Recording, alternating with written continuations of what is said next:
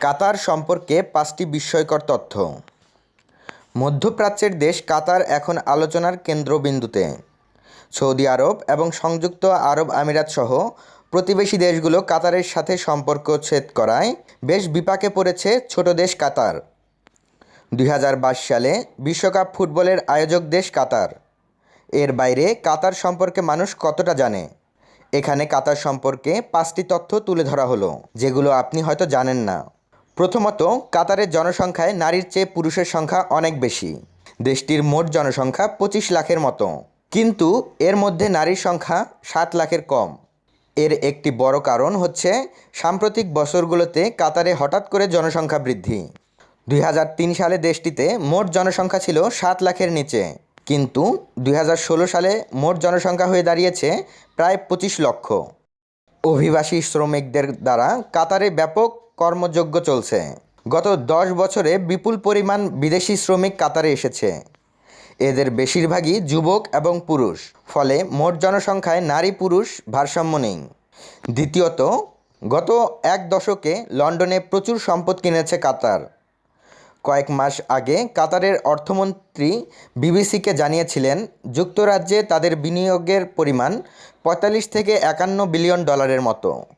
তিনি জানান, আগামী ৫ বছরের মধ্যে আরও ৫ বিলিয়ন পাউন্ডের মতো সম্পদ ক্রয়ের ইচ্ছা আছে মধ্যপ্রাচ্যের এ দেশটির। তৃতীয়ত, পৃথিবীর সবচেয়ে বেশি মাথাপিছু আয়ের দেশ কাতার।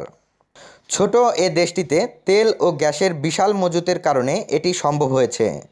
২০১৬ সালের এক হিসাবে দেখা যায়, কাতারে মাথাপিছু আয় প্রায় $১,৩০,০০০। কাতারের পরে দ্বিতীয় অবস্থানে আছে ইউরোপের দেশ লুক্সেমবার্গ। তাদের মাথাপিছু আয় কাতারের চেয়ে $২০,০০০ কম। তবে কাতারের সম্পদ বন্টন বেশ অসামঞ্জস্য। দেশটির সাবেক আমির শেখ হামাদ বিন খলিফা আল থানির সম্পদের পরিমাণ $২.৪ বিলিয়ন। কিন্তু কাতারে একজন অভিবাসী শ্রমিকের মাসিক আয় $৩৫০। চতুর্থত, কাতার একটি রক্ষণশীল দেশ হিসেবে পরিচিত, কিন্তু গত কয়েক বছরে দেশটি শিল্পকলার জন্য প্রচুর অর্থ ব্যয় করেছে। দেশটি নামিদামি বেশ কয়েকটি প্রদর্শনীর আয়োজন করেছে।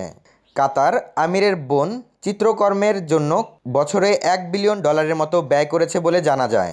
রাজধানী দোহায় ইসলামিক আর্ট জাদুঘর প্রতিষ্ঠা করা হয়েছে। প্রায় ১৪০০ বছরের নানা ধরনের চিত্রকর্ম এখানে প্রদর্শিত হচ্ছে। পঞ্চম, শিল্পকর্মের প্রতি কাতারের আগ্রহ জাদুঘরের থেকে বিস্তৃত হয়ে খোলা জায়গায় এসেছে। যারা দোহার হামাদ আন্তর্জাতিক বিমানবন্দরে গিয়েছেন, তাদের চোখে বিশাল আকৃতির একটি ভাল্লুকের শিল্পকর্ম চোখে পড়েছে নিশ্চয়ই। প্রায় এক দশক আগে সুইজারল্যান্ডের একজন ভাস্করের তৈরি এ ভাস্কর্যটি ব্রোঞ্জের তৈরি এবং এর ওজন প্রায় ২০ টন। ২০১১ সালে নিউ ইয়র্কের এক নিলাম থেকে প্রায় $৭ মিলিয়ন খরচ করে এ ভাস্কর্যটি ক্রয় করে কাতার সরকার।